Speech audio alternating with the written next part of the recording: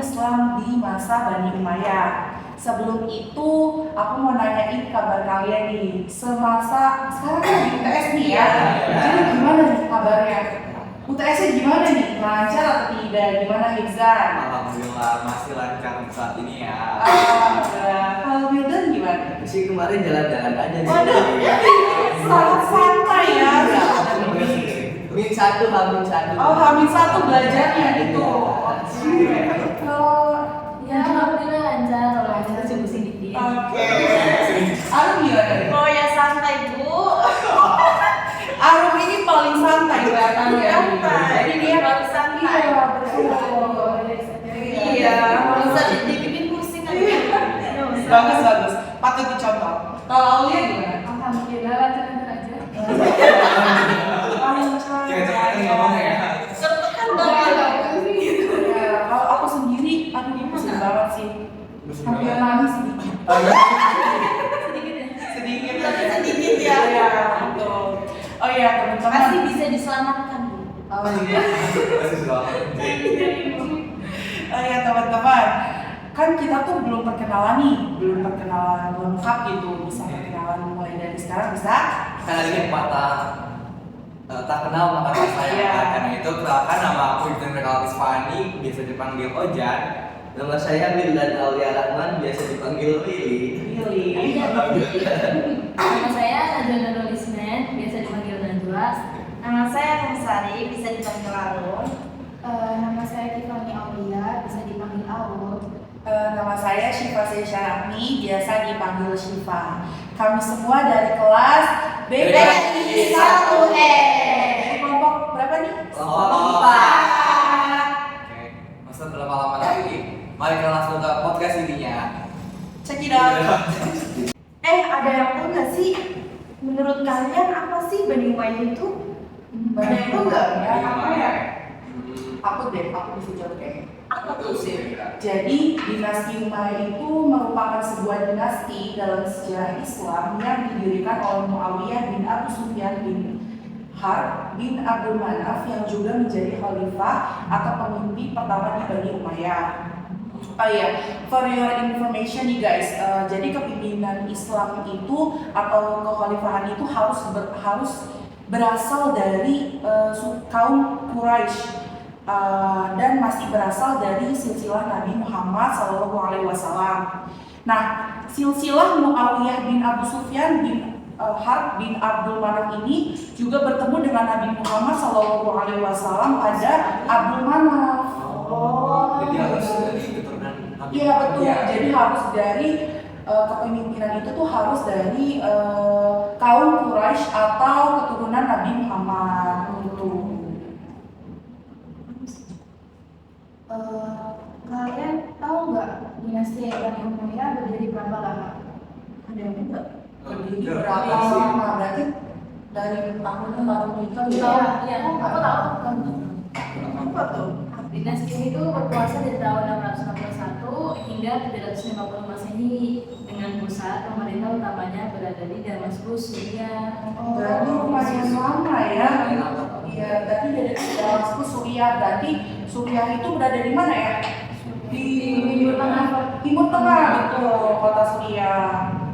Oh iya, apa saja sih yang dihasilkan dari Bani Umayyah?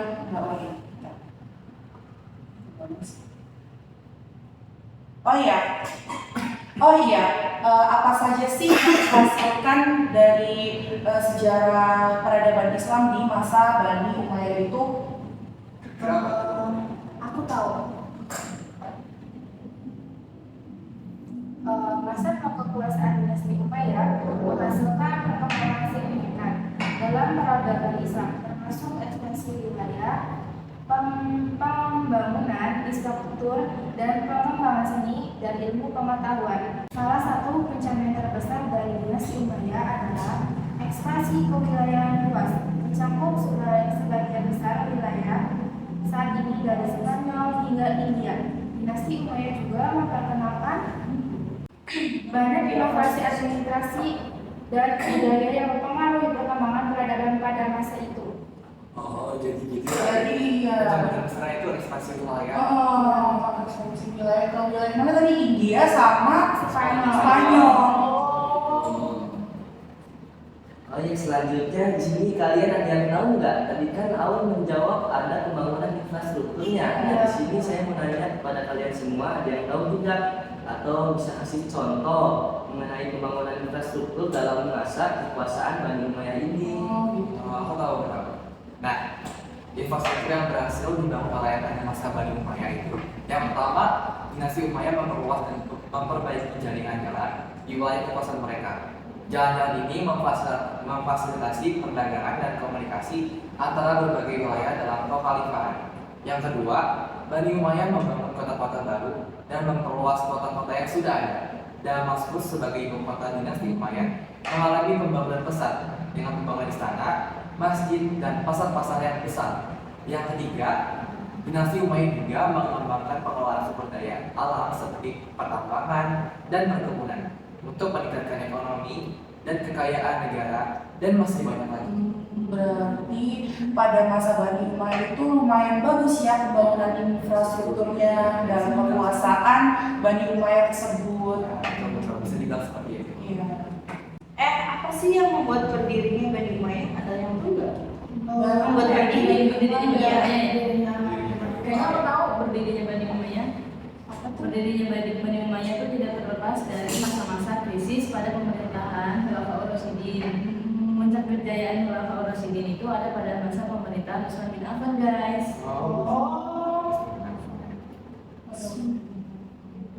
Terus pada masa pemerintahan Ali bin Abi Thalib mengalami kemunduran, terutama saat Ali bin Abi Thalib wafat dalam serangan balas dendam atas konflik kebijakan Utsman bin Affan di periode kedua.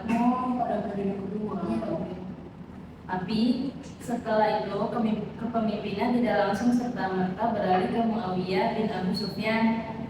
Awalnya setelah Ali bin Abi Thalib wafat, kepemimpinannya diganti oleh putranya yang bernama Hasan bin Ali bin Abi Thalib.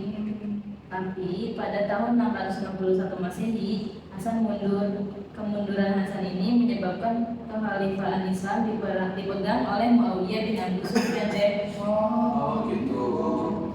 Setelah Bani Umayyah berdiri, ibu kota kerajaan Madinah dipindah ke Damaskus yang terletak di kota Syam. Dinasti Bani Umayyah berhasil didirikan bukan hanya karena kemenangan diplomasi Muawiyah bin Abi Sufyan atas peristiwa perang Siffin, bagian dari perang saudara Islam satu akibat terbunuhnya Utsman bin Affan tadi, tapi karena pemikiran kuat Muawiyah bin Abi Sufyan untuk membangun masa depan dan dukungan orang-orang Suriah. Berarti pada waktu itu ibu kota kerajaannya tuh dipindah ke Damaskus ya, yang terletak di kota Syams itu ya. Oh iya, tadi kan Najwa itu sudah menjelaskan ya mengenai berdirinya Bani Umayyah. Apa yang membuat berdirinya Bani Umayyah? Sekarang aku mau nanya nih, pada masa Bani Umayyah ini kan pastinya ada khalifah-khalifah ya, ada pemimpin-pemimpin pada masa Bani Umayyah tersebut. Kalau nggak salah itu ada 14 deh, tapi aku tuh suka lupa deh siapa-siapanya aja, ada yang tahu? Ya benar sekali, jadi jawabannya itu khalifahnya ada 14. Oh betul, 14. Ya. Boleh disebutkan? Ya, boleh banget. Ya.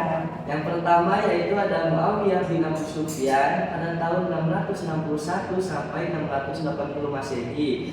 Yang kedua ada Yazid bin Muawiyah pada tahun 680 sampai 683 Masehi. Yang ketiga yaitu Muawiyah bin Yazid pada tahun 683 Masehi. Yang kelima yaitu Marwan bin Hakam pada tahun 683 sampai 685 Masehi. Yang keenam yaitu Abdul Malik bin Marwan pada tahun 685 sampai 705 Masehi. Yang ketujuh ada Al-Walid bin Abdul Malik pada tahun 705 sampai 715 Masehi. Yang kedelapan yaitu Sulaiman bin Abdul Malik pada tahun 715 sampai 716 Masehi. Yang kesembilan ada Umar bin Abdul Aziz pada tahun 715 sampai 720 Masehi. Yang ke-10 ada Yazid bin Abdul Malik pada tahun 720 sampai 743.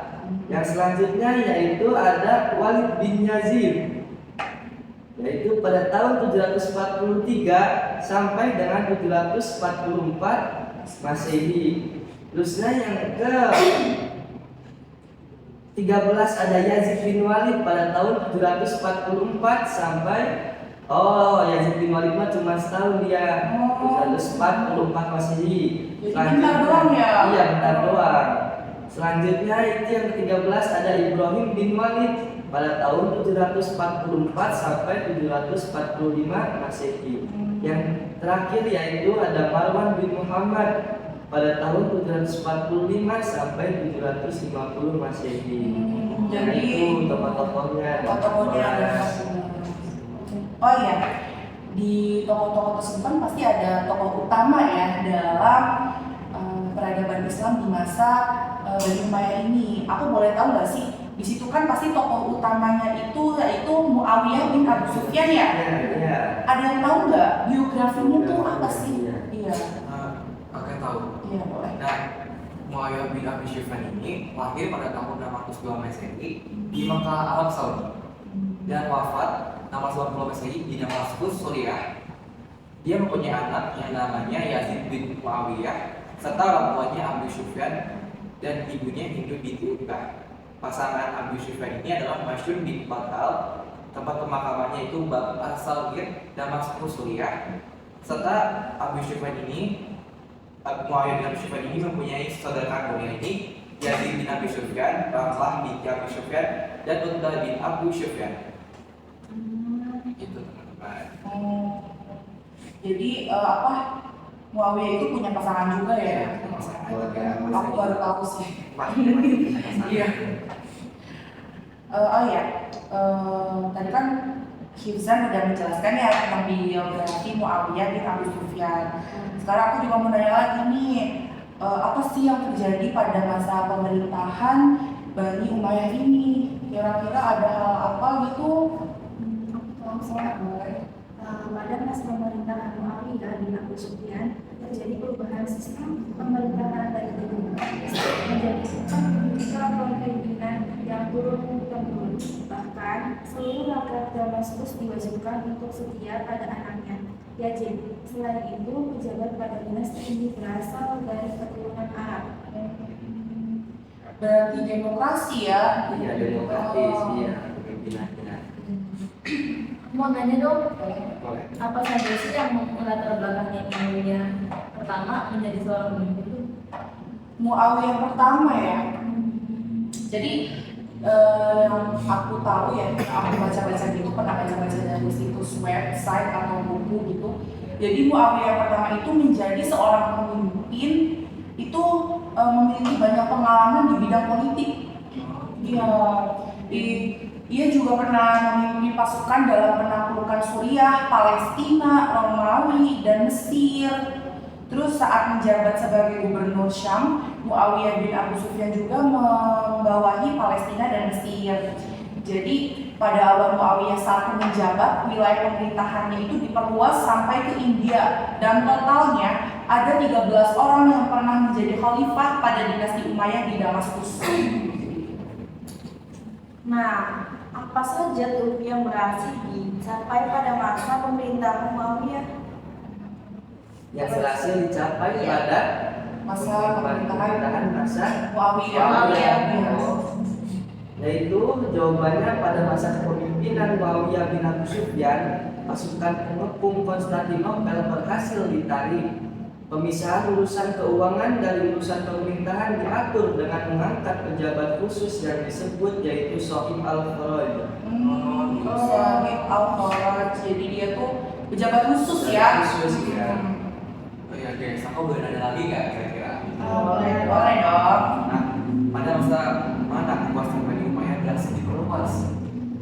Oh, diperluas. Diperluas. Kalau itu kayaknya pada masa pemerintahan Al-Walid bin Al-Malik deh. Jadi itu di daerah kekuasaan Bani Umayyah itu diperluas. Iya, jadi Al-Walid bin Abdul Malik juga berusaha memperluas wilayahnya hingga ke Afrika Utara. Iya, jauh juga ya. Ya yaitu ke Al-Aqsa dan ke Andalusia di Spanyol. Jadi perebutan Andalusia ini juga dipimpin oleh Panglima Perang Musa bin Nusair dengan mengirim Torik bin Ziyad. Lalu Selat Afrika dan Spanyol, yaitu Selat Gibraltar, berhasil juga direbut oleh Torik bin Ziyad pada tahun 711 Masehi. Oh gitu ya. Bisnis, aku boleh nanya lagi nggak? Boleh. Kayaknya Hifzan ini banyak penasarannya ya. Aku mau nanya lagi. Apa saja sih yang menyebabkan masa kejayaan Bani Umayyah? Oh, yang menyebabkan. Iya, menyebabkan. Aku tahu yang menyebabkan itu pemerintahan, struktur dan administrasi pemerintah di masa Bani Umayyah merupakan penyempurnaan dari masa Khalifah Umar bin Khattab. Wilayah kekuasaannya yang luas dibagi ke beberapa provinsi dan dipimpin oleh gubernur yang diangkat langsung oleh khalifah tersebut. Selain itu, terbentuk juga beberapa lembaga dan departemen seperti Alkitab, Al-Hajib, dan Diwan. Lembaga Alkitab melakukan segala urusan administrasi pemerintahan. Di dalamnya terdapat sekretaris negara, sekretaris pendapatan negara, sekretaris militer, hingga sekretaris kepolisian. Jadi sampai ke militer, ke kepolisian. Iya. Terus ya, yang kedua juga ada hukum nih. Ini penting banget sih hukum. Banget itu. Kamu bisa Kalau tidak ada Karena sistem hukum pada masa Bani Umayyah itu dibuat sesuai tuntutan Al-Qur'an. Udah pasti ya, itu Udah pasti. ya. Terus ada sesuai tuntutan sunnah juga, terus ijtihad juga. Dan badan ini juga terbebas dari pengaruh penguasa, terutama saat melakukan penghakiman terhadap pejabat yang melakukan pelanggaran. Jadi hukum tuh penting banget ya dalam masa kejayaan Bani Umayyah ini, karena kan bisa menghandle hal-hal negatif gitu. Selain itu juga ada sosial. Di bidang sosial, hubungan antara bangsa Arab Muslim dibuka. Begitu pula terhadap negara taklukan seperti Mesir, Persia, dan Eropa. Akhirnya lahir banyak kreativitas baru di bidang seni dan ilmu pengetahuan. Sosial ya. Terus selanjutnya lagi yaitu ekonomi. Karena ekonomi itu sangat penting di masa kejayaan sosial. Nah, jadi yaitu jalur perdagangan menjadi semakin lancar. Salah satu contoh pelabuhan yang terlihat perkembangannya yaitu di Basrah di Teluk Persia. Di sana perdagangan ramai dan semakin makmur. Selain itu juga pada masa Bani Umayyah dicetak mata uang khusus. Lapangan kerja juga semakin banyak, gaji tetap mulai diterapkan sehingga berdampak pada kesejahteraan masyarakat. Ekonomi yang mapan mampu mendorong terbentuknya hubungan masyarakat Muslim yang lebih harmonis. Iya, Jadi betul. itu ekonomi. Iya. Agak harmonis lah ya. Harmonis pokoknya. Selain itu ada lagi loh guys yang lebih penting. Apa tuh? Keagamaan. Betul, agama penting banget lah itu. Apalagi kan judulnya juga peradaban Islam di masa Bani Umayyah. Iya. Di kehidupan masyarakat di masa ini tentu dipengaruhi oleh Islam. Iya. Banyak bangunan artistik yang dibangun memenuhi kota, gaya Persia dipadu dengan nuansa Islami terlihat kental pada setiap sisi bangunan. Masjid Agung yang terkenal adalah Masjid Damaskus. Nah, selain itu, banyak ulama yang fokus pada kajian ilmu keagamaan kan, seperti tafsir, hadis, hukum Islam di masa ini ya. Lahir juga ilmu-ilmu baru seperti nahwu, bahasa, dan sastra. Oh gitu ya. Iya, banyak. Jadi yang menyebabkan masa kejayaan Bani Umayyah itu ada pemerintahan, hukum, sosial, dan ekonomi. Dan agama. Tadi kan yang telah disebutkan Najwa itu ada di mana? Suriah ya? Masjid Agungnya itu ada di Damaskus, ada di Suriah. Suriah itu kan ada di mana tadi? Tentunya Timur Tengah tuh pasti banyak sekali nggak sih sejarah-sejarah peradaban lainnya yang bisa kita pelajari. Kalau dari teman-teman nih, pengen nggak sih ke sana ke Timur Tengah Suriah, negara Suriah? Tapi UTS aja belum selesai. Oh, dari kita selesai tes dulu baru kan selesai gitu. Iya. Oke, teman-teman udah sedikit belum sih tentang Bandung Maya ini? Sudah. Jadi kita tuh banyak pengetahuan dirinya, nambah pengetahuan. Banyak pelajaran yang diambil Iya. gitu ya. Heeh. Apa bisa kita ambil ya? Iya. Sistem pemerintahannya, Iya, betul. strukturnya bisa jadi contoh. Iya betul. Iya. Oke, teman-teman, mungkin sampai sini aja pembahasan podcast kali ini. Selebihnya mohon maaf. Wassalamualaikum.